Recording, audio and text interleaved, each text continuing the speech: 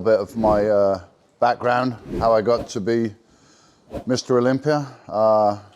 Started bodybuilding and competing in 1985. So my first competition, novice competition, in 1985. I've been training for less than 2 years, and I won the competition. But it was more than that. It was like everybody was kind of freaking out, all the judges, all the officials, because nobody knew who I was. Like everybody on the British bodybuilding scene, they pretty much knew each other and they've been around for years.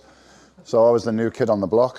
And the judges and the officials from the federation basically told me, like, you're like the best bodybuilder we got in the country. Like, where the fuck did you come from? Like, you know, like, I said, well, I'm coming from Birmingham and it's my first competition. So I thought I'd come in the novices, and they're almost like laughing at me, like, you're the best heavyweight bodybuilder we got in the country. Like, I actually, you know, I knew I was pretty good, but I didn't know, I wasn't that confident thinking I was that good. So that was my start.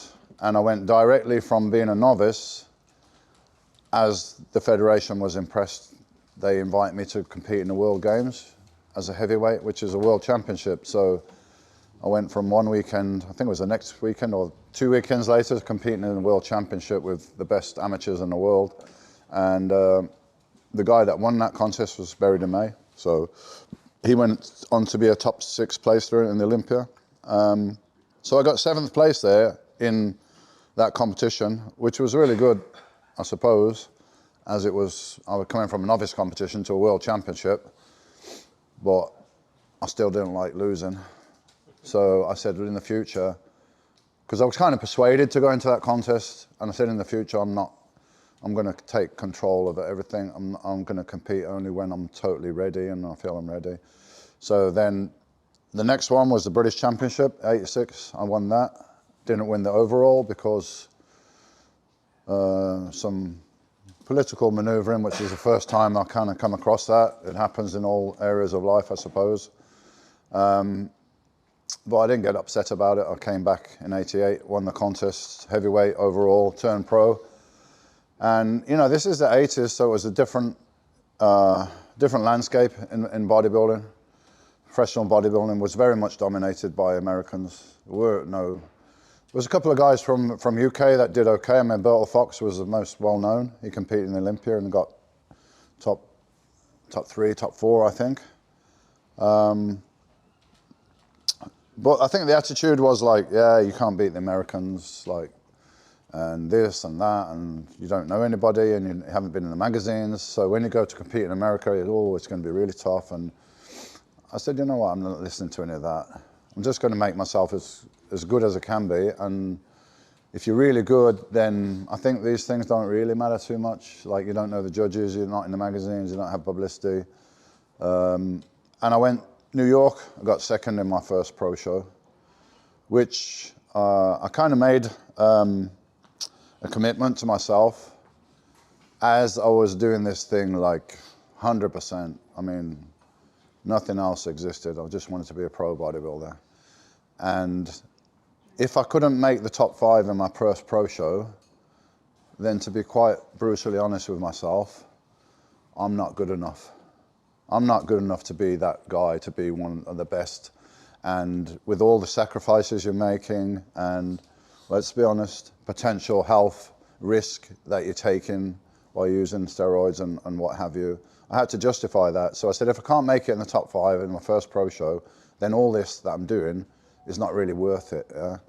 I can do other things. Not like I'm going to stop training and stop bodybuilding. I opened a gym. 1980s, there was very few gyms around, so little gyms making quite a good return. I could open another one and another one maybe, and you know, so there was an alternative. But I didn't want to be one of these guys, because I saw lots of them neglect their family, neglect their income, the job, neglect everything for this dream. That ain't happening. It ain't happening, yeah. Because bodybuilding is like any other sport, basketball, whatever. You've got to be born with a certain amount of potential to be a professional bodybuilder. Not everybody can do it, yeah?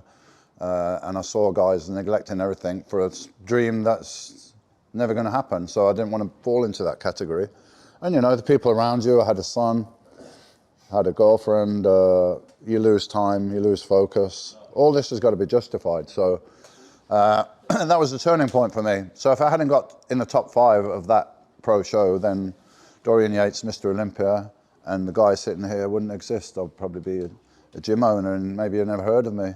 But fortunately, I got second and it was fairly close. And Joe Weider, who basically, you know, there was no internet. Joe Weider's magazines was everything in bodybuilding. And if you got in his magazine, you made it. So I went to New York, got second, and Joe Weider actually flew me out to California to do his photo shoots and everything for the magazine, and not the guy that won, because he saw something in me that was like different and maybe marketable, niche, or something like that. Anyway, so they flew me out there, got my first cover on Flex magazine, and you know, I was on my way. And next year I went back, won the pro show, got second in Mr. Olympia on my first try. And then the next to Mr. Olympia was the win. And then, you know, there's a whole story about that 6 Mr. Olympias, some ups, some downs, and everything. But there it's in the record books. 6 times Mr. Olympia, only Mr. Olympia from UK. And you know, bodybuilding is different now. It's much more international. You got a lot of people from around the world competing as a pro. Then it was, as I say, mostly American-based. So the fact that I came from England and won the Mr. Olympia kind of changed it a bit. Now, you know, once one person does it, the other people start thinking, well, if he can do it, I can do it. And that's the way things change, but somebody has to go first. So this is a little bit of brief information for you guys, in case some of you don't know. A little bit of my background. Well, I'm sure you got a lot you want to talk about, a lot of questions you want to ask, and as Mike said, like, I don't give a shit what you ask me. There is no questions you shouldn't ask, because I'm here to share with you, I'm here to teach, you're here to learn, and if I'm saying you can't ask me this and you can't ask me that, then I'm not a very good teacher, yeah? So whatever you want to ask me is fine. Yeah, I want to ask, obviously, a lot of us here have competed and stuff, and we've got in condition and we know what it feels like, but we've never been to, obviously, Dorian Yates kind of level. Can you describe what that felt like? You mean like the conditioning, getting ready for a competition? When you got to that grainy kind of, what was it actually feeling like? Popped up last year, he won almost every single show as an amateur, and he won't turn pro. Everyone in the industry wants Dan to turn pro. It's not something he wants to do because he doesn't, go on Dan, tell. Yeah, a lot of people have been pushing me to do it. I've been competing a while now and say I have the potential for it, but I haven't seen any evidence from many, you know, potential pros. All people have gone pro that they're happy. Yeah. Just happiness, you know. When I got in this game, I looked at people like yourself. I looked at, you know, just and meat training I was just happy. Yeah. And I don't want to forget that. And when I look at a lot of pros, I'm not inspired by their happiness. Yeah, they lost the love, they lost the passion, because it's very difficult to manage that, because you know, you're doing something you love, but the something you love is now becoming a business as well, and that changed the whole thing, and it's a very hard balance. I was quite good at it because I'm not really money motivated. It's nice, I like to get it, you know, I like to live comfortably, but it was not my motivation, and I could have earned possibly double of what I earned if I wanted to just see it as cold business, but it never was. I never lost that hunger, that excitement when I'm driving to the gym about what can I do today? Can I beat? I kept that, like, you know, that feeling that you have early on when you're a beginner, and you know, it's a passion, yeah. So that's why I also stayed living in Birmingham, where, yeah, nobody in Birmingham knew who I was or what I was doing. They didn't give a shit. I mean, even the people that I lived next door to, you know, eventually I'm earning good money. I got a big house, 6 bedrooms, big gardens. I live next to stockbrokers, and I'm just the big guy that lifts weights and got a gym or something. That's all they know, yeah. So I was living where I was from. The people that knew me, my real friends, family. If I'd have gone to Los Angeles, which there was quite a bit of pressure to do that, then I knew I was going to lose control. I'm going to be pulled here and pulled there and have opportunity here and money here and this there. And I wouldn't be able to keep that kind of hunger that you have as an amateur. So that's usually what happens. You know, you have the opportunity to make money, which is like, wow, I'm a professional now. But that's going to like pull time that you got now to enjoy your training and everything like that. And it's like, you got to balance it, which is not an easy thing to do. So yeah, it's you know, it's a decision that you have to make and you have to be comfortable with. I was saying that to Jan on the way, wasn't I? I says like, obviously you were just in a dungeon.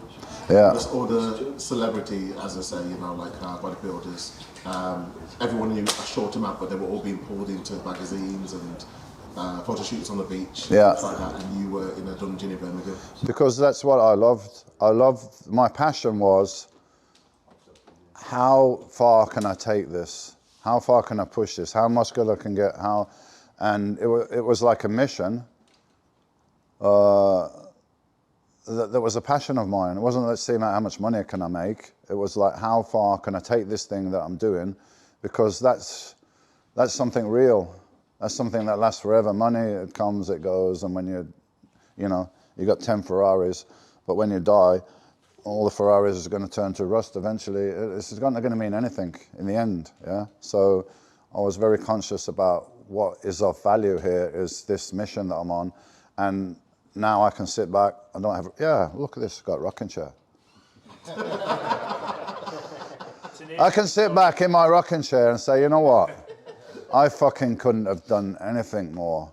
I'm not looking back, oh, if I'd have just done this, could have been a bit better, or, no, nothing, yeah?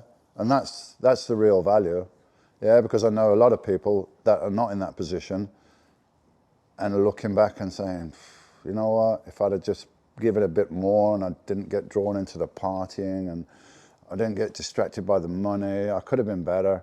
And I think that's the thing of real value that you have, is like achieving your potential. That's what it's all about to me. Like, how far can I push myself? So as a professional, I still behaved like an amateur. I still stayed in the same gym. I still stayed with the same people. I didn't want to get drawn away from that. So that's why the whole time I was training with Mr. Olympia, I never moved. I went to America just the minimum amount of time that I had to do to, you know, some commitments that I had professionally. Apart from that, I wanted to be in my gym and training and seeing how far can we take this. So it's an ongoing thing. And as far as my conditioning, that's precision, that's dedication, that's like counting everything, every calorie, like to the OCD level. I was telling somebody the other day, I said, do you know, when I was getting ready for a competition, I used to weigh myself on the scales like 10 times a day. That's OCD. But in a way, it kind of works, because every time I'm stepping on stage, on the scale, I'm thinking, I want to lose weight, I want to lose fat, I want to burn. Like, that's all I'm thinking about all the time, you know? So yeah, to answer your question, man, like, there's very few people, there's so many pros now, yeah? It's like, it doesn't mean so much as it used to mean. It used to be one person a year from a country that could turn pro, one person. And even that one person, once they go pro, what chance have they got of really being a pro? That means you earn all your living just from this, just from the bodybuilding and the competing. So it's one thing to turn pro. That's really, really difficult. Like, you're the best amateur in your country to turn pro. But that's a different pool, yeah? You've gone from a little pool to a big pool full of monsters. And to make it there is not that easy. So turn pro, yeah, that's one thing. But there's thousands of pros, but I bet there's 10 competitive bodybuilders in the world that's making really good living. So just the fact that you're pro don't mean you're really pro. It just means you're paying to the federation for the privilege of having a piece of cardboard that says I'm pro on it. They're the guys, they're the smart guys, right? They got thousands of people paying $500 a year. Work it out, yeah? Would Dorian back then do it again now in today's world? I mean, probably, yeah, because it's where I was drawn to, and it was my, something I was very good at, and something I really enjoyed. It wasn't like some guys, they're just very talented genetically, but like, sorry to use it as an example if you're listening, but Flex Wheeler, he was so gifted, it came so easy that he didn't appreciate it, and he was lazy and he didn't make the most of it. So it's different for everybody, you know. But for me, I just wanted to reach my potential, and if it was now, I'd have to deal with whatever it is now, I suppose, but it would be very difficult to do it the way I did, because now how people make money is not the way they used to make money. You get in the magazines, you win contests, that's money. Yeah. You do endorsements, that's money. But it's all about the magazines, and you won't get there unless you win contests. Now there's 1,000,001 ways to make money online where you don't need to win contests. So it's a different environment, and it seems like you need to constantly be out there in order to tap into that. So to be a pro bodybuilder and say, look, I'm just going to compete a couple of times a year and disappear and that's it, it's difficult financially to make it now as it was then. But I love the gym, I love training, I love pushing, but I'm really grateful that I was there doing it then and not now, because it's a different environment, you know. Like the gym I used to train in was it's like a men's club, you know. There's a couple of ladies that work out in there, but if they come into the gym, it's a very male environment, so they'd probably be hearing what the guys did last night with some girl or something, you know what I mean? So if they can put up with that, they hang around, but it's not the kind of nice, family-friendly kind of thing that it is now, and I enjoyed that, you know. It's like a subculture almost. It's a different world that regular people don't even know about. I know you're a big fan of high-intensity training, aren't you? At what stage in your career did you start that? And would you advise someone at my age, I'm 60 coming up, for me to do it? Well, you know, what's high intensity for one person might not be for another one. So I got a guy that's in his late 70s and is in very bad health. I mean, you know, really bad. And I helped him get into health, but I mean, high intensity for him was doing bodyweight squats down to a bench and back up again. So it's relative to the person. It's training as intensely as you can, and then balancing that with recovery. Yeah. So yes, you can do it at any age, but you got to always tailor it to the individual. There may be some exercises that you can't do because you have some joint issues or something that you wouldn't have had when you was 25, 30. So you've got to tailor it to an individual and take into account everything that's going on. But the principles apply to everybody. It's like old, young, man, woman. You've got to give your body some stress that it's not used to in order for it to adapt and develop. And it also depends what your goals are. As you're getting older, muscle mass is very important. You don't need to be competitive bodybuilder level, but if you're 55, 60, 65 years old, and you can build your muscle mass back to a level that you were at 20 years old, let's say, that's going to have such a massive positive effect on your health, regulating blood sugar. A lot of people, I mean, because their diet's bad, but when you're young, you can handle it, because you've got more muscle mass, you've got more receptors for the insulin and everything like that. As you get older and you lose that muscle mass, it affects a lot of things in a negative way. So if you put it back to where it was when you were younger, massive health benefits. And I think that's what you should be looking at as you get older. Less important, like building a competitive looking bodybuilding physique. I'm not saying you can't do it, and if you want to, maybe you can, but it's more important to look at the health aspects as you're getting older. You know, we can all get away with stuff when we're young, but as you get older, you've got to be more careful. And if you want a good quality of life when you're getting older, you need muscle, you need the bones to be strong, stuff like that. It's some shocking statistics, like if you're 65 and you fall over and you break a hip, it's something like 78% within 2 or 3 years you're dead. It's done because you stop moving and you don't heal properly and so on. So these are more the things I'm thinking about now. Like, well, it's nice to look good in the mirror, but it's about quality of life. So bodybuilding, weight training is different things as you're at different ages. So I do some weights twice a week. I do Pilates or yoga once, twice a week. I ride my bike, do a bit of cardio. Just do a bit of everything, you know, strength, mobility, cardiovascular, a little bit of everything. And you don't need to do a lot to be healthy. So that's what I'm really interested in now. You know, the competitive bodybuilding thing, like, I'm the fucking man, I'm the expert on that, but I'm also an expert on aging and aging healthily, and it's amazing what you can do with some weight training, with the correct diet and everything like that. You know, I've seen people with their blood test results really bad, and in 1 month it's totally changed. Like, blood sugar's gone down, inflammation's gone down, a lot of things that you can change. So that's what you should be looking at, I think.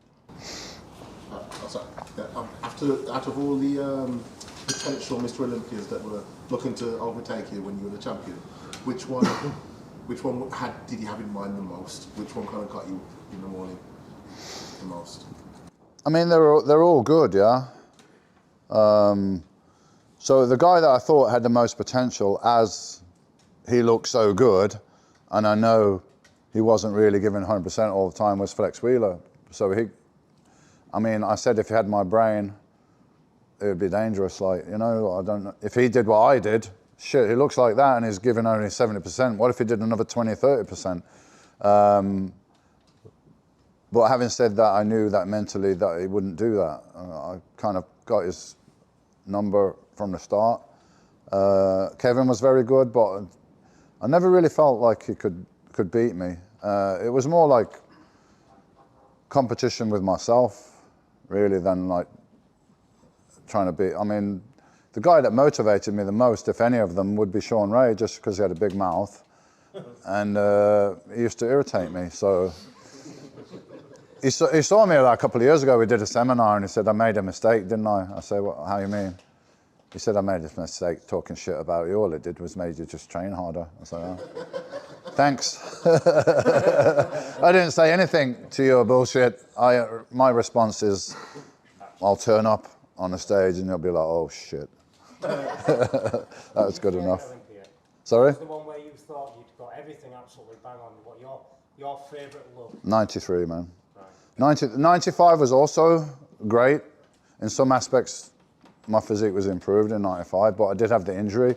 93, 93, so I was 31 years old, no injuries, fucking animal machine, like everything went well, and that physique that I presented in 1993 was a fucking quantum leap forward for bodybuilding, like as far as muscle mass combined with condition. Nobody had ever seen anything like that, and it was like, the first Mr. Olympia I won, I felt like, yeah, okay, this guy from England's won one, but all the Americans are like, yeah, but one of our boys next year could take him, yeah? Where they had the photos where you'd made the huge Yeah, difference yeah. you did in Flex magazine. Yeah, exactly, yeah. Which is a bit illusionary, those photos, actually, because the first set were taken after the Mr. Olympia in 1992. So if you get ready for a competition, it don't matter, like, as perfect as you do it, to get to that extreme level of which I was, super low body fat and that kind of condition, you've lost some muscle as well to get in that condition, yeah? So the first set of photos are after the competition, when I'm a bit down, and the second set is like 6 weeks before the next one. So the difference is huge. And there was a big difference from one year to the next, but a lot of it was just me learning that the first year I just way over dieted and sacrificed too much muscle. So, and I was quite analytical about this because I took photos every week. Of course, we didn't have iPhone, and I think you've got to take a picture, take it to Boots the chemist, come back in 2 days and get your pictures and look, oh, how do I look? I mean, that's how it was. I can remember the fucking anticipation going to Boots the chemist and waiting for them pictures, like, mate, how do I look? Like, you know? And I'd write everything down and I'd have a picture. So I look back and I was like, wow, I was in contest shape 6 weeks out. I was much bigger and fuller. And okay, by the time the contest came around, I was a little bit sharper and a little bit more ripped, but I've lost like 10 pounds of muscle. So next year I won't do that. I'll avoid that. So there's 10 pounds. And I had a great year of training, probably put on 6 or 7 pounds of muscle. As a Mr. Olympia, that's anyway outstanding. So it ended up being like 20 pounds because not sacrificing and building a bit more. So that's why there was such a huge difference between those two photos. But I've got photos 6 weeks out from 92 where I look spectacular as well. So Although I was known as a mass monster, I didn't really like that term because I was not just trying to be as big as I could be. I was trying to be as big combined with being shredded as well. So I could have potentially been on stage a lot bigger and heavier, but I wanted to have the conditioning like a lightweight. Basically, I wanted to look like a massive walking anatomy chart, and that's what I achieved. What was diet and cycle running up to that competition? Steroid cycle, you mean? Yeah, and food. What Well, let's say average off season, I'm on 6,500 calories. So that's my off season. Contest prep, I would start probably like 4,500, 4,800. And where would that come from? What would the split be? Well, this is the way I look at it. You know, every subject, no matter what it is, you can make it and take it you can make it very complex, yeah? Or you can make a complex subject sound very simple. Yeah. And I think the second one is the best one. So keeping everything simple, protein is pretty much always a constant, yeah? So you should be a gram and a half of protein per pound of body weight. So if you're 200 pounds, 200 to 300 grams of protein, you can play around with it and see what, you know, if you need a bit more is a bit better or whatever, but somewhere in that area. You need fat because you need fat for hormone production, you need fat for absorption of some vitamins, various things within the body, so it's essential, yeah, to get some fat. So I'll probably get like 100 grams of fat a day.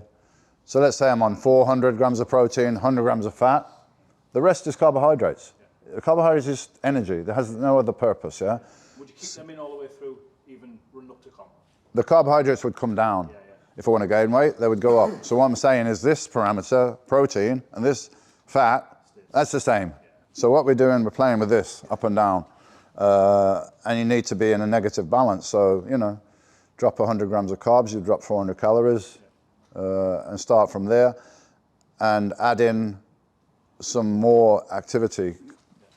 We can call it cardio, but it's not like high intense cardio. It's just general calorie burning. So I would do like fast walking or walk outside, like 45 minutes, or do stationary cycling. Get heart rate up, like burning calories, yeah? But it's not intense in that it's gonna take away from your weight workouts and your recovery from your weight workouts, because that's your priority. We're bodybuilding, yeah? Not fitness building, we're bodybuilding, yeah?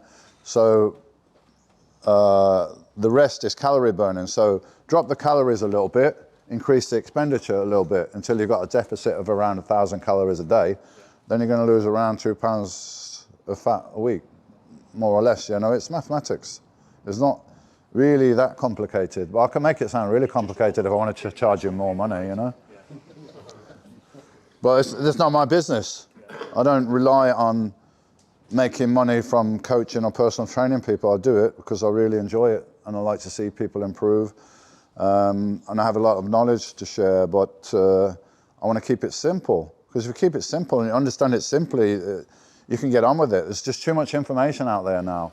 And I feel sorry for the go on YouTube and watch this guy saying this and then another guy saying something else, like his head spinning, like, what is it? It's right, next one says it's wrong. Everyone overcomplicates. Everyone's an expert, yeah? Everyone's an expert, but they're not, you know? They're not really. I am an expert. Yeah. No, I say it as is. You can debate who's the best bodybuilder. Yeah. Some people might say Ronnie, probably. Some people might say whatever. It's an opinion, yeah? But I'll tell you, without any ego, there is no better trainer in the gym, weight training, bodybuilding, in the world than myself. It's just the truth, yeah? It's just the truth. And I make it very simple for people to understand. It's simple. It's not voodoo, yeah? You want to lose weight, you need to be in a negative calorie balance. You eat less and burn more, like to a degree. And then you just monitor it every week. I'm on 4,500 calories, let's say. I'm losing 2 pounds a week. Well, after a few weeks, it might slow down a little bit. We'll chip off another 300 calories. Just from carbs, yeah, that's the only thing. And so, come around the competition time, I'm probably under 4,000 calories, 3,800, 4,000, around about there, if I look back in my records, which is probably double what I eat now, but I was starving then because I'm 300 pound of muscle. It's a machine, you know. And just monitor it week by week. Weight scales, mirror, body fat calipers, you know, various things that you can monitor and keep records. And yeah, I hate to see people waste time and energy. It's hard enough anyway. Why make it harder for yourself by not recording everything and not getting the feedback and knowing what works and what doesn't work? Because if it doesn't work, eliminate it. Gone, forget about it. Don't ever think about it again. Yeah, make it simple. Stick with what works. So, sorry, could you just state your, making a note, your protocol for protein, where it stays, or yes, per pound or? 1 gram to 1.5 for a pound of body weight. So 1 gram of protein? To 1.5, in that range. Yeah, 1 to 1.5 per pound of body weight. It's a good range to be in. And you know, you can play with it a little bit and say, I've ate more protein this month. I've gone from 1 to 1.5. Is there any benefit? Is there any improvement, or was 1 enough? Like, you know, but it'll be in that area in my experience somewhere. So for example, if you're 200 pound bodybuilder, you want 200 to 300. Yeah, 200 to 300 grams a day, spread out, because you can only absorb so much at one sitting. So you don't want to like have 150 grams of protein for breakfast and then 150 grams in the evening, and then all day you haven't. You know, you kind of got, it's kind of like drip feeding, I call it. It's always there, yeah? So your protein and amino acids are building blocks, repair blocks. So you're going in the gym with a sledgehammer and you're knocking this wall down, the brick wall, you're knocking it down. Yeah, now you need some bricks to rebuild it a bit better than it was before. So your bricks are amino acids from protein. Obviously, it's interesting because, like you said, everyone's an expert. Yeah. There's people coaching and giving their opinion, but if you measure yourself in pounds, say 200 pounds, Yeah. why do we look at protein in grams and why not pounds? Is that just how it was? I can't quite understand the question. If you're saying 1 to 1.25 grams, Yeah, per pound of body weight. yeah. So why do you not look at pounds is the measurement for the food as well? So kilograms. That's probably the food industry's point out. Pounds, kilograms, or, you know, whatever. If it's a kilogram, it'd be 2.2 to 3.3 or something like that. The industry measures in grams and kilos. I was wondering if there was some scientific method behind it. That's the way you did it, but that's fine. No, you measure protein in grams, same as carbohydrates. Gram of protein is 4 calories, gram of carbohydrates 4 calories, a gram of fat is 9 calories. So that's the heat, that's the energy that it gives off. But protein it's not really meant for energy, it's meant for repair, yeah? Carbohydrates is short-term energy, fat is a long-term energy. And what we're doing, reducing that energy intake through the food, preferably from carbohydrates, so that you're in a deficit now, so that your body needs to find that energy somewhere, hopefully from the fat stores. If you make too much of a severe drop, you're going to burn muscle as well, yeah? Because your body doesn't really want to lose its body fat. It's like an emergency store for when you're starving. So the body's reluctant to give up the body fat. So you've got to do it slowly, nice and slowly. If you do it too quickly, you'll lose some fat and some muscle, which is like, that's a nightmare, man. You work really hard just to build 1 pound of muscle, you don't want to lose it. Yeah? How many weeks would your competitor before? It depends on the condition the person's in, but generally I would go with probably average 12 weeks. Yeah. I mean, if I did everything again, I mean, I know now that I got in shape in about 6-7 weeks. I was pretty much in shape, and then I was trying to hold it, but you know, it was still going down, so I'd overshoot most of the time. So if you're a fast metabolite and you're in good shape, you can probably do it in 8 weeks, but 12 weeks gives you leeway. It gives you, it gives you enough time to do a good job, most people. And the first week when you drop carbs, and I didn't get to the protocol, but I will with the steroids and everything like that. You drop carbs, you lose water, yeah? And also if you change your anabolics from something that's water retentive to something that's not, you're gonna lose water. So the first couple of weeks on the diet, probably I might lose 4 or 5 pounds a week, but It's just water, yeah? And then after a couple of weeks, that'll settle down. And then my goal was around 2 pounds a week. That was comfortable to lose 2 pounds a week, and I could not lose muscle. If I was like trying to lose 5 pounds a week and rush the prep to a contest, then you're going to lose muscle. So it doesn't make sense. So do it nice and slowly. 12 weeks is a good average, I would say. In today's bodybuilding, so you call yourself the original mass? I don't, somebody else. No, someone else did something, yeah, that's right, yeah. So you call so you were the original. What do you think of the bodybuilding today? You know, like how big they are, you know, like what's your opinion on how they look today? Because I think when we used, back in the day when you were doing it, and Arnold and stuff like that, you see it gradually getting bigger, and then you obviously come with a different look and more. Well, so, some of the guys they're bigger now, I suppose, but they don't combine it with the conditioning. They're just big. For me, all the guys that compete in the open bodybuilding now, for me, they look like, yeah, you got another 6 weeks to go, mate. Like you ain't near. That's what it looks like to me, because they've just gone for size. Too big, isn't it? Where myself and all the other people that were trying to beat me, we were going for size, but you had to be sliced as well. But there was just bodybuilding. Now there's so many different categories, right? You got physique, you got classic, you got open bodybuilding. So yeah, some of the guys are heavier on stage, but I don't think they're as good. No. I get the question all the time, and then, you know, I just have to give you the answer. Some people are going to get pissed off, like, oh, they're always saying it was better in the 90s. Well, yeah, because it was. Yeah.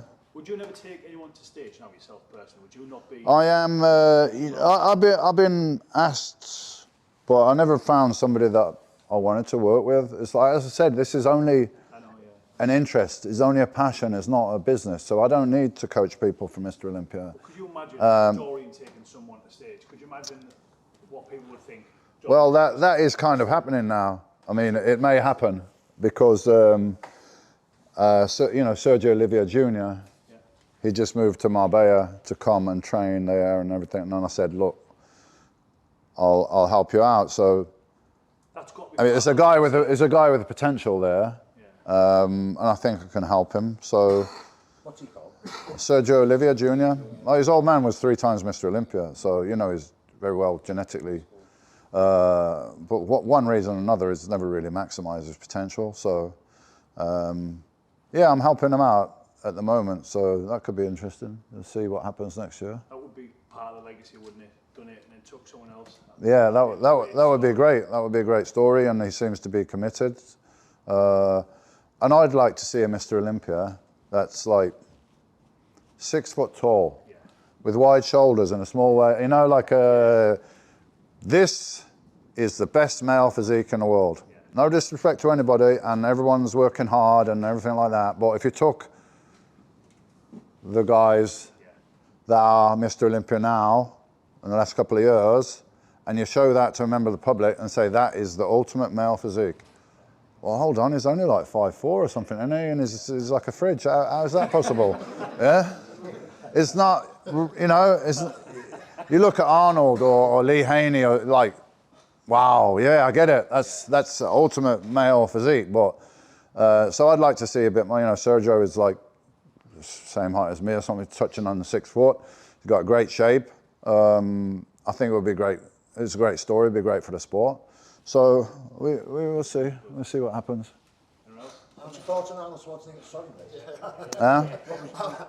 Sorry, mate. Go on. I'm just interested to know how you dealt with coming away from competition, when competition Well, being... Steve's just retired. That's the whole, Second in the universe. He's mate. Masters. Fucking nightmare. What can I tell you? I mean, really, I'm an extreme person, so I always said like this aspect of taking the steroids and everything. I'm doing that because I'm a professional, and it's basically a requirement. Yeah, otherwise, forget it. Huh? It's like being a model and not being able to wear makeup or something. It's like it's part of the thing. Yeah. So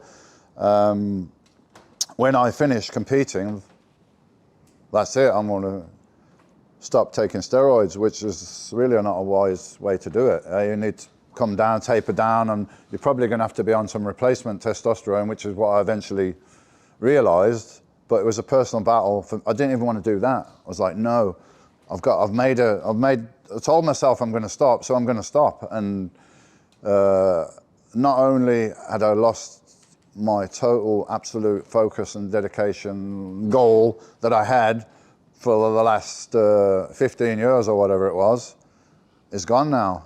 I mean, why are you getting up in the morning? What are you doing? I'm gonna go to the gym. Yeah, but why are you going to the gym? Why are you going to the gym now? I'm going to the fucking gym because I feel like I'm gonna hang myself. And if I go to the gym, I'll feel better afterwards. That's where I was at, you know? So I think the gym saved my life. I was that low. And so I've lost my direction or career or whatever. It's more than a fucking career. It's like, you know, it's absolute obsession that it's not there anymore. And it wasn't a controlled, I like to control everything. That's why I like control contests I went in and everything. Well, I couldn't control this. I got injured and it was the end of my career, and that's that, and it's good night and it's over. And because of my extreme nature as well, I stopped taking steroids. I basically cut myself off from, you know, the international bodybuilding community, which not like now, it's the internet and everything. You got to call people up and talk, and I just didn't want to. So it's, and then I'm looking around me and saying, well,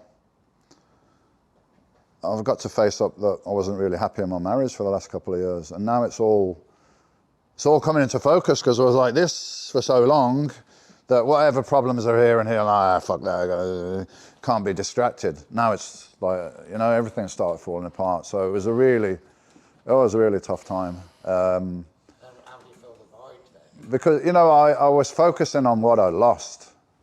Yeah, but what I learned to do is focus on, like, well, mate, you're 35 years old, you're financially secure, you fucking can do anything now that you want. But it took me a time to figure out, well, what do I want to do, you know, because this is all I know. I've been doing this since I'm 21.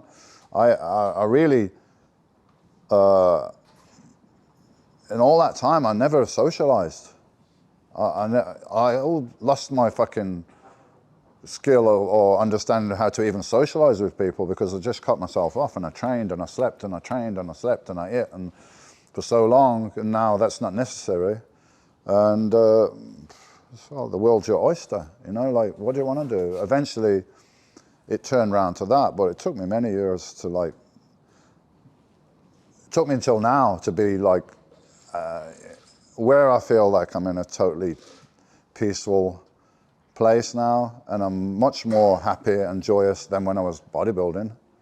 Like, look at my pictures when I was bodybuilding. It's very difficult to find a picture of me smiling because I just felt like I was in a war. I was like a guy in a war, and I was just like, all the time, all the time, all the time. I ain't got no time for smiling. Yeah, you just won the Mr. Olympia and 150 grand. Yeah, well, I got to start training for next year. Yeah? Mrs., take the check.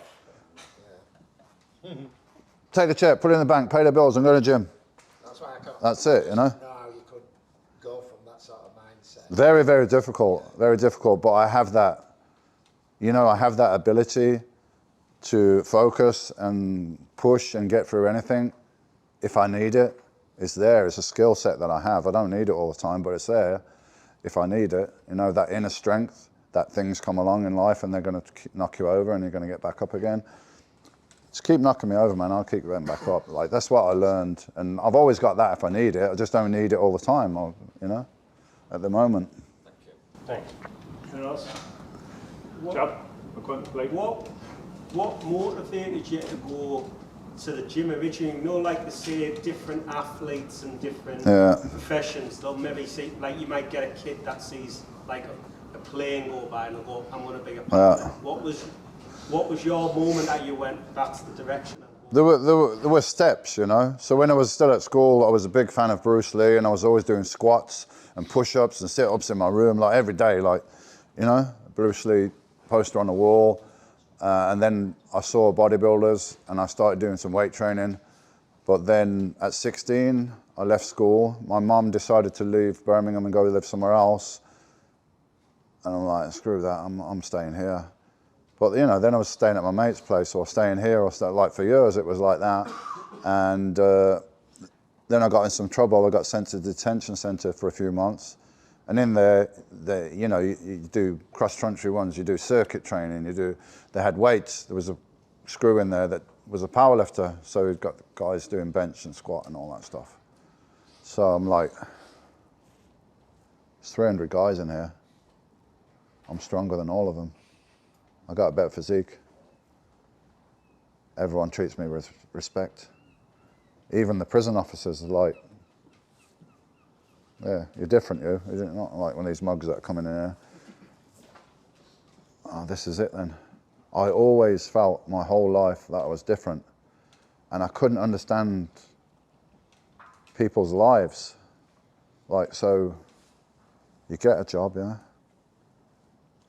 Get married or something, you have some kids, and you go to work, and you eat, and you shit, and you get up and do it again tomorrow.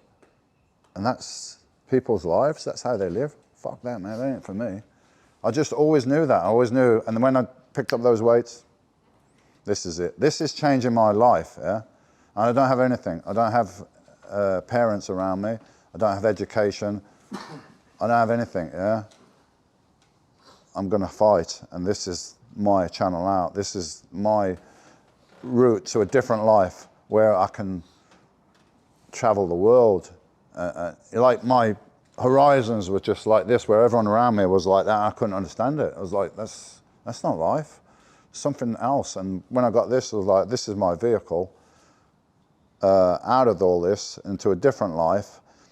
And it's not that I want to do this. I fucking got to do this. Like, do or die, I'm doing this. I'm putting everything into this.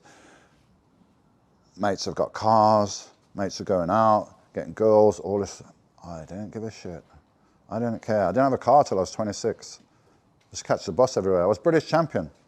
British champion, thousands of people. British champion, you're in the magazines. I came back to a council estate with no bed. I had a mattress on the floor, no carpet, an old TV that barely worked. I'm British champion. I got my trophy, but fucking look, I'm still living in a shithole. I mean, that's how it was until I opened my gym and started earning money. And well, that's it. As a kid, I was always like, I wanted to travel the world, and bodybuilding's allowed me to do that. I've been all around the world and met great people, friends, you know, come to a place like this. We're all kind of in the same game, or the same ethos, and you make friends. I've got friends all around the world. If I want to go to Japan, Australia, Brazil, or anywhere, I can call them up. And I know people around the world. Like, even if I was a billionaire, I wouldn't have that experience. I could travel all around the world in my private jet, but I wouldn't have these relationships and people all around the world that I know, that I met through bodybuilding. So, yeah, financially, bodybuilding, it's nowhere like most pro sports. You know, you could be a moderately shitty football player and make a good living, right?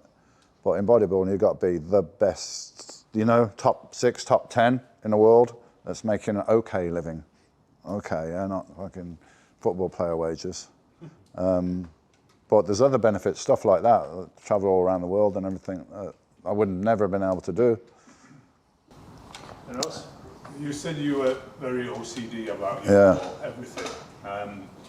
Did you ever feel that, I'm not sure you had a coach, I know you had a training plan. Coaches didn't exist. Like, what is a coach? I don't even know what's a coach. So I did everything myself, and for me, that was kind of one of the beauties of bodybuilding that drew me to it. Like, shit, so I gotta like find out. I mean, no internet. I gotta go to the library, man, and borrow books or buy a book on nutrition. I had a book like this, Nutritional Almanac, with all the breakdowns of the macros and everything. I read that. I've got to work out my diet. I've got to work out my training plan. If I'm going to take steroids, I've got to work out how and what to do and everything like that. So this is an individual pursuit. And when I go to a competition, if I win, I did that. If I lose, I did that. And now it's like, yeah, we're going to compete in, who's fucking we? We are going to compete. No, you're going to compete. You might have a coach and a nutritionist, but they ain't on stage, mate, competing, yeah? You're going to compete. And I was always very individual, very comfortable to be on my own, like a lone wolf, basically. I mean, I could fit in with groups, but I'll bounce out and I'm good on my own. So the fact that it was an individual endeavour, where it's all down to me, that's what I loved about bodybuilding. Because up until that point, when I was young, my life was not in my control. And I thought, these fucking parents and this and that, they're idiots. Yeah? I can't wait to get my life in my hands. So psychologically, bodybuilding it's almost made for me, you know, because I'm that guy that wants to do everything himself. And there were really no coaches. The first guy that I spoke to that had a coach was Flex Wheeler. I was like, I don't get it.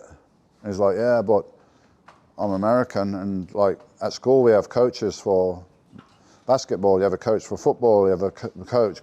So that he was coming from that background where he was used to that. For me, I was totally foreign, the idea to have a coach. So it's different now. You know, people have got coaches, nutritionists. Not saying that's bad, but you got to also learn yourself, because you're in your body. You are in your body. So a coach can ask you how you're feeling on this and that, but you got to understand that, yeah? And don't rely too much on people. If you have a coach, have a nutritionist, learn from them. So in the future, you ain't going to rely on them. You know you're self-sufficient. You can do it yourself. You know, that's what I would advise. What impact did meeting Mike Mind have on your training? Did it change your training that much? Or? No, not really drastically, because I was already training, short, intense. I read all Mike's stuff when I was a kid and adapted it a bit and kept records and thought, this works, this doesn't work. So anyway, I was already training pretty much like that. And then I trained with Mike and he's like, what are you doing? I was like, you know, do whatever, warm up, couple of sets, then I'll go to failure on a set. And then I might drop it down 10% and then do another set to failure just to make sure I've nailed it and then move on. He's like, well, how about trying cutting it back just to one set where you put everything in? So I did that and I got another little burst of growth. So it was 95% there, and Mike was, you know, he's like my hero, my idol when I started bodybuilding. I'd say he probably wasn't my favourite physique, but his intellect and the teaching and everything, that's the logical kind of thinking. I related to that. So I met him, I think, 91, 92, and we did a few workouts together, and it massively boosted his personal training business. Because he never went out and claimed that he coached me for Mr. Olympia or anything, but people kind of assumed that and thought that. And I was like, hey, great. I mean, you know, Mike helped me, inspired me a lot when I was a kid. If he's now getting, like, you know, his association with me now is financially benefiting him, good luck for him, man, because, you know, he inspired me. So that was the relationship, really, that we worked out a couple of times. But we never discussed nutrition, because I thought Mike's knowledge of nutrition was incorrect. Yeah. And we never discussed steroids. We never discussed the aspects of contest prep or anything, because I didn't ask him, because I thought I already knew more than him on that aspect. So we're only discussing actually training that we're doing in the gym, which of course, getting ready for a contest, that's just one aspect. But that's the only aspect that we shared in. And yeah, I respected him. But he was a funny guy. He was very intelligent and everything, but he had substance abuse issues. So he could be a totally different person. And one day I spoke to that person and I didn't like it, and I didn't speak to him again. It's unfortunate because I didn't speak to him before he passed away. I would have liked to. But yeah, it was like a split personality like situation, I guess. And I didn't know, because I knew him like to be quite well and intelligent and everything, but he had issues with amphetamines and alcohol and stuff. So yeah, it's a shame, but definitely a massive influence on myself. Was there anyone that you trained with that was like maybe matched your Sebastian, or just blew you away, like was shocked by their intensity?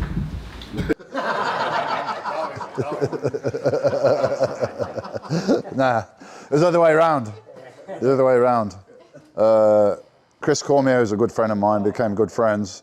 I mean, he'll say straight up, he said, listen, I trained with Charles Glass, Robbie Robinson, everybody in Gold's Gym, California, and I thought I trained hard and I thought I knew what I was doing until I trained with Dorian, and it's fucking like being reborn. It's a totally different experience.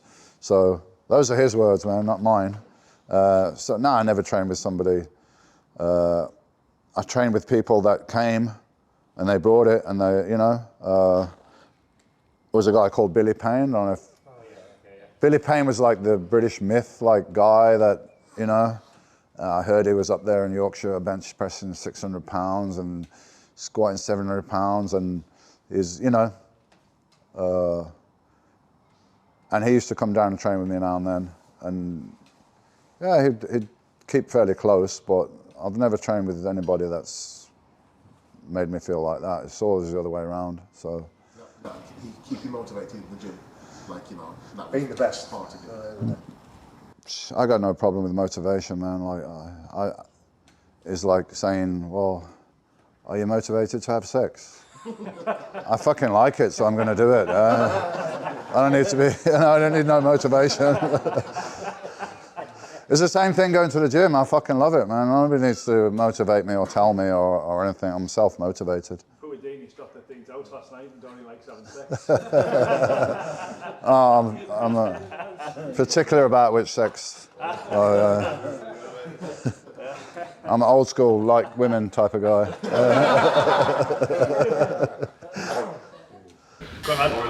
You mentioned about steroids before. Obviously, today you could Google any steroid and there'd be loads of websites that come up.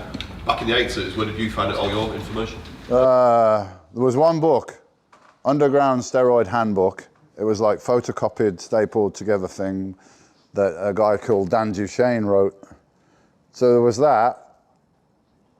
There was a book called Anabolic Steroids in Sports, James Wright. But that was a bit more intellectual and very conservative. And I met him, and he said, like, I couldn't say too much in my book because I was working for the military at the time. So that was a bit conservative, where Dan Duchesne was a bit like crazy. So there was just those two books, and whatever little bits of stuff you can pick up in the magazines. Apart from that, it's word of mouth, yeah? Like, what's this guy doing? What's that, you know? That's how we learned at the time. And I would say the dosages were lower because you'd ask, what does this guy want? And the accepted level of what was being used then was probably less. And I think we were more like, shit, you better not take so much Dynabol because it could damage your liver and all this stuff. And we were more cautious then. We thought steroids were potentially more dangerous than maybe they are. I mean, of course, if you abuse, anything is going to damage you. So that's how we got the information. And I didn't get back to the contest prep, yeah? So we talk about the diet and everything. So these are just the way that I did things, but there's no studies in this. There's no accepted way. It's more or less people that have been experimenting over the last, 60 years or so. I mean, the Mr. Olympia started in 1965, right? There is no Mr. Olympia winner that was not taking steroids. Even in 1965, Larry Scott's on record, probably taking very little, 20, 30 milligrams of D-bol a day. That's all they were using back then, but they were using, you know. So it's this people, trying it and experimenting. And I was actually having a blood test with my doctor 2 or 3 times a year, which nobody else was doing. And I know why, because I first went to my doctor and I said, I'm taking steroids. I just want to do my blood test and everything to make sure I'm all right. And it's like very negative, and really didn't want to do it till he saw me on TV at the World Games. And he's like, you're doing this for a serious thing? I said, yeah, man, that's what I was trying to tell you. And he's like, okay, come and see me. But it's very, very basic. All right, so off season, I just use probably like I want to use testosterone, Deca or Equipoise, Boldenone it was called. It's a bit like Deca, mid-range anabolic, and D-bol or Androl. Whereas for contest, I tried to stick to non-aromatizing, So like testosterone and some D-bol, stuff like that. Aromatization is like you're putting this male hormone in your body, so it's going up here, where female hormone, estrogen, is quite similar. So the body just converts that excess testosterone into estrogen, which can cause you to hold water and you'll be a bit puffy and all that stuff, but it didn't really matter in the off season because you're there to lift heavy weights. Pre-contest, I would go to compounds that don't aromatize, i.e. they don't convert to estrogen, which can then retain water and maybe blur your conditioning. For contests, I would use parabolon, which is trenbolone. And I'm shocked now with like how much trenbolone people use. Because we were told back then, just by, you know, the guys that used to distribute it, parabolon, 76 milligrams. There's a reason it's 76 milligrams and not 200 or like other compounds, because it's very powerful, yeah? And don't use too much of this because it's harsh on your system. It could be harsh on your kidneys. I don't know where that information came from, but that was just what we heard, yeah? So, on average, I take 2 of those a week. So 76 mil, it's 152 milligrams trenbolone. That's it. You don't need more than that, yeah? I hear people use 600-800 milligrams of trenbolone. First of all, is it real? If it is, you're gonna have trouble. That's too much, yeah? So trenbolone, primobolan, which is also hard to get. Don't forget, in the 80s and 90s, there's no underground steroids. There is none. It's all pharmaceutical, and you can get it, and it's, you know, so if you got 76 milligram, you know it's 76 milligram. If it's 250 milligrams testosterone, you know it's 250 milligrams. Now, it could be good, it could be not, who knows. So primobolan, parabolon, anavar, and when I was a pro, got to that level, growth hormone as well. As an amateur, I didn't use that, wasn't even available. So that's it, dosages. Off season, I'd probably use more, so maybe like up to 1,000 milligrams of testosterone, 500 milligrams boldenone or Deca or something like that, and maybe 50 milligrams of Dynabol a day. But that'd be a maximum like 5 weeks, and then taper down for a few weeks, and then a few weeks off. So that wasn't something taken consistently. That's like the peak that I'm telling you. Pre-contest, 150 milligrams trenbolone, maybe 500 milligrams of primobolan depot, a little bit of test propionate, maybe 300 milligrams. Anavar was doing like 50 milligrams a day. You know, that's it. Probably not massive to what people use these days, but that was, I would say, just average of what a pro would be using, pretty much, talking to other guys and, you know, stuff like that. Anyone else? What advice would you give someone of my age on TRT, and how much would you? Check your testosterone level, your free testosterone level. If it's not in the top half, or preferably the top third of the range, then take some testosterone and put it there. It varies from one person to another. You know, you have to monitor your levels to get it right. But on average, about 150 milligrams a week it would be a good, you know, more or less. Some people might have a bit more, a bit less to get in that range that you want to be in. And microdosing seems to be the best way to do now. I talk to the top guys in the States that are anti-aging and hormone replacement, and it's less disruptive to take, let's say, 250 milligram of testosterone, instead of whacking that in once every 10, 12 days, you take a little bit like every other day or something like that. That way it's like that, rather than, because it's this disruption that causes the negative effects. Like sometimes your hematocrit, your hemoglobin, your red blood cells can go a bit too high, and you don't want that, because then your blood gets a bit sticky, and you know, your risk of heart attack and everything is going to go up. So you keep an eye on that. Not certain length of time and all, no length of time. Just Sorry? Can you stay on it for a while, or would you advise and have a... If it's a replacement, it's a replacement. Yeah, that means if you take it away, you haven't got enough. So TRT is lifelong. You know, taking steroids on and off when you're younger, maybe that's not permanent, but if you get to a certain age, and now it's like an epidemic, of low testosterone in males. Now an 18-year-old male has 50% of the testosterone that I had when I was 18 in 1980. That's how much testosterone levels have dropped. So it used to be like, well, you know, if you're over 50, you might want to check your test levels. Now it's like, if you're over 35, you might want to check your test levels, yeah? And keeping your testosterone in a good place, not excessive, a good place, is very good for your health. Low testosterone is very bad for your health, yeah? So, but there's still some stigma about this because it's testosterone and it's male and male aggression and this and that. I mean, females have been having hormone replacement for since I was a kid. But men somehow, now it's getting more acceptable, but somehow there's still like this thing where you shouldn't do that because you become too masculine and too powerful. We want you to be weak and, you know, submissive. Fuck that, man. Let's be barbarians, you know? So we have got one female, Ash, who competes. She's a bikini girl.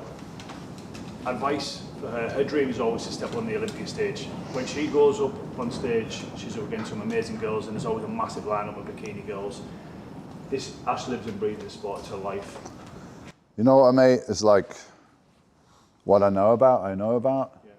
And I couldn't give advice to a bikini competitor because I don't know anything about it, mate. Like, I could help you to get lean maybe and stuff like that, but I don't even know what the judges are looking for. I'm not sure that they know. Yeah, they're looking for that. That's what they're looking for. Yeah, so you get 20, 30 girls on stage. There's more money, right? But how do you judge them and separate them? I ain't got a clue because, you know, there's supposedly bikini was created to make, it's basically like an easy category. Where a young girl, if she's a young girl in your early 20s and you do 6 months, 12 months of training in the gym, you can step up on stage and you can do a competition and you bring money into the sport and you bring your mates, yeah, and you bring your friends, well, expanding the potential revenue that's coming into the contest. And then they'll have guidelines which says this and that. Oh, okay, the bikini category is created basically to get more people in. And really, the intention was to be a natural category. But human nature being what it is, a couple of girls from the bikini thing will think, you know, what if I take a little bit of Anavar and clenbuterol? Oh, look at this, wow. And the judge rewards it. Then all the girls got to go down that road, yeah, if you want to compete. And I'm not a big fan of women competing and using steroids. My ex-wife was, my wife, Gal, was a South American champion, world champion, pro winner, all that stuff. Using a little bit of stuff, but I was like, I don't want you to do this. I don't want you to do this anymore. So I don't like the idea of women taking steroids because it's a male hormone and I think it's quite damaging. And I think we're going to see an epidemic of mental health problems with girls that are going into this. Because once you take hormones as a woman, and as a man, it's a big effect, but as a woman, it's a massive effect, yeah? And for you to stop doing that, trust me, when you stop doing that, you will be depressed. You will be turning into a Pillsbury Dough girl. And you'll look in the mirror and you'll be like, fuck, I'm going to have to go back on. And that's that. That's so, not a big fan of it, but it's just a personal opinion, and I couldn't advise a woman on competing because I don't know enough about it. I'm not interested enough, and there's like issues that I have no idea about, like what happens if you have your period before a contest, and I have no idea, like, you know what I mean? So I'd rather not give advice on something I don't feel I'm qualified. She stepped on stage at the Universe, Navi Universe, and the girls were diced who she was up against. Asha has a perfect natural look. Yeah. She grafts, she does a cardio, she eats, everything is 100%. Some of these girls are foreign. One of them had visible marks in the right and left side of the glute where you can see what's been happening. And that girl was rewarded. And she come third, and the girls were really tight and hard. And it just seemed like the industry was going away from bikini and almost to a train category. So I just wanted Ash to know that where does she go? For me, I'm the same mindset as you. I think taking steroids for a female is going to be massively damaging. Not something I would want to. I wouldn't want to give her back to her dad and say, "There's your son." Do you know what I mean? I would like someone to do that to my daughter. It's tough, and it's like, you know, as I say, they created the bikini category for like a fit young girl that goes to the gym. Don't need to have abs and all that, just a nice shape. And they created the men's physique with the shorts on. The idea is a beach body, shape, the abs, don't need to train your legs, you've got shorts on. That means more people can do that. So we get more people, where a bodybuilding, you've got to train for 5, 6 years, 10 years to, you know, to be able to compete. So the idea is an easy category, get more people in, I get it, but then all the people start using steroids. So now the bikini girls are as muscular as the other, you know, the bodybuilders used to be back in the 80s. And what do? Create another category, like bikini minus or something? It's just going to keep happening, you know, it's human nature. So Bikini athletes, when it first came out, it's completely different. Yeah. And anybody who competes as an amateur cannot step up into the pro and do anything because it's just so hard. Steve's a judge, he's an average judge, so he gets it. But very hard to judge these. You know, you've got 20 women on stage. Like, it's really hard to separate them.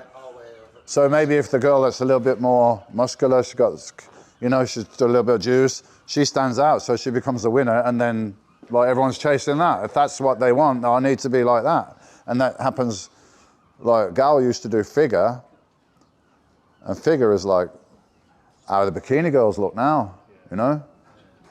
So each category just keeps getting more and more muscular. But as I said, that's human nature, isn't it? It's competitive. People competitive do what they got to do. I think If the judges were to go to the bikini girls and say, listen, you and you, now you're too muscular, so that's why you've been placed low, then it would change. But if you reward the girls for being muscular, then everyone's going to chase that as the ideal. Yeah, that's inevitable, really. We're at fault because you were saying about an epidemic going for mental health for women. And we've got to look at the federations who are rewarding that MBEs think that they're actually part of the problem. Well, it's a business, you know. They're just interested in making money, like any business. They're not particularly concerned about the wellness of the people doing it. That's their choice if they want to compete. We're just here to put it on, and we're a business. We want to make money, so we need more people to compete. I don't think anyone's seriously sitting there, as they were not with the men back in the 80s and 90s, like until we had some deaths from diuretics. Then Mohammed Benaziza died from diuretics. Andreas Monza died after the competition, diuretics and whatever else. So there were deaths in the sport. So then people did sit up and say, hey, and they were, they had drug testing for diuretics at 96 Mr. Olympia. I don't know why. Oh, I do know why. Because later on they did it and Jay Cutler got caught and he challenged the testing and it didn't stand up to the challenge, so like, forget it now, you know? Yeah, I believe so. I may be wrong, but I believe that he challenged it legally and the testing was not standing up. So, I mean, once it's been challenged once, like, it's useless. So, but there was some concern because it's not good for the sport if people are dying. It's bad publicity, that's bad for business. Whether it's, you know, people are really having a human concern or it's just bad business, I don't know, but there were some concern about that because it's instant. Somebody's died after a competition, not like somebody's died 15, 20 years later and you don't connect it with that, with the competition. Because I look at this as the health and fitness industry, but really, are we health and fitness industry or no. Fitness? Because the health doesn't ever really come into it, does it? It's like, is it healthy? Is it? It's what you want to make it, you know, but a competitive sport has nothing to do with health. Like, I mean, if you're in it, you know that, yeah? You're just in it to win. That's, you know, and the people that have that kind of a mindset, have that tunnel vision, have that determination to do that, that's the nature of the beast, man. You know, like they did a survey. I think it was Dr. Goldman, he works for the International Olympic Committee. So he asked professional athletes, including bodybuilders, but also other sports like track and field, stuff like that. So a theoretical question.